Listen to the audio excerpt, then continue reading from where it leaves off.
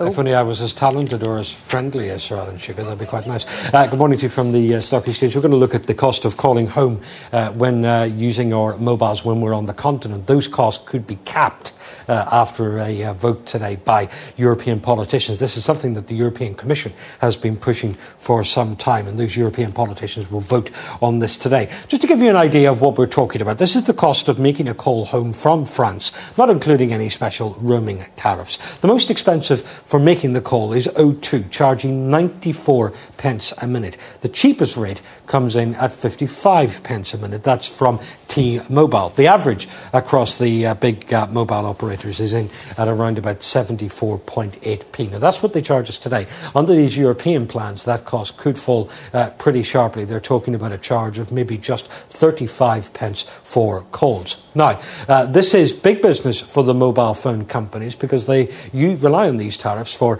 a pretty hefty proportion of their profits. It's thought these mobile roaming charges when we're abroad add some £6 billion, earn some £6 billion for the companies.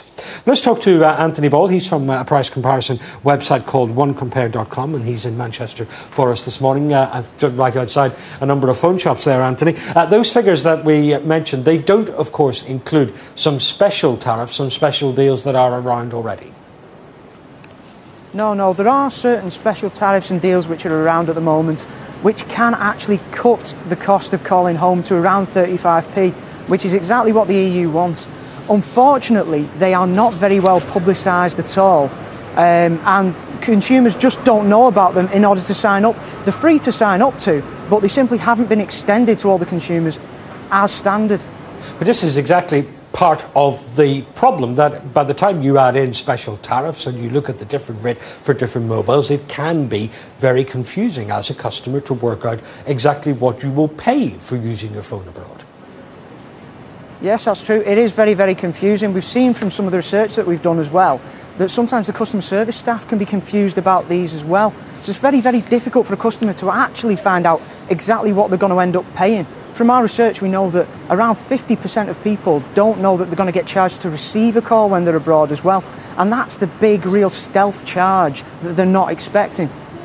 The phone companies say that if the cost of using calls abroad is capped, they may have to put up their prices for using phones here at home. Do you believe them?